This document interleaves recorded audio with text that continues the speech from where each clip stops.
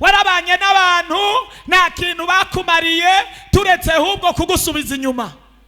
Warabanye n'abantu nta kintu bakumariye turetse yuko ahubwo bagiye bakwihebuza, bakakubwira ngo ntibikunda, bakakubwira ngo ntibishoboka, bakakubwira ngo nta ntambwe uzotera. Warabanye n'abantu ibintu n'iyi saha ubana nabo ibintu biguma vyanga, n'iyi saha utemberana nabo urarana nabo hari ibintu bitagenda neza. Ariko nagomba uyu mwanya urengana abantu bane nande muri kamere mere y'abantu. Abantu nta ciza kibamwo, ahubwo iciza kiva ku Mana kigaca mu bantu, umuntu akagikora agikoreshejwe n'Imana.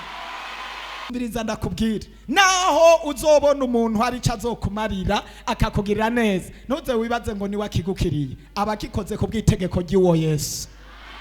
Ikizokwereka yuko mu bantu ataciza kibamwo, umuntu uzomugirira neza, uzomwigisha, uzomwambika, uzomusabira akazi, uzomukorera ibyiza byose, ariko uzotangara uwo nyene ari waguhindukiye akakwibira icobo akagukorera ibibi byose kandi wamuhaye n'ubuzima bwawe. Mwizina nagomba nakubwire ku muntu nta ciza kirimo.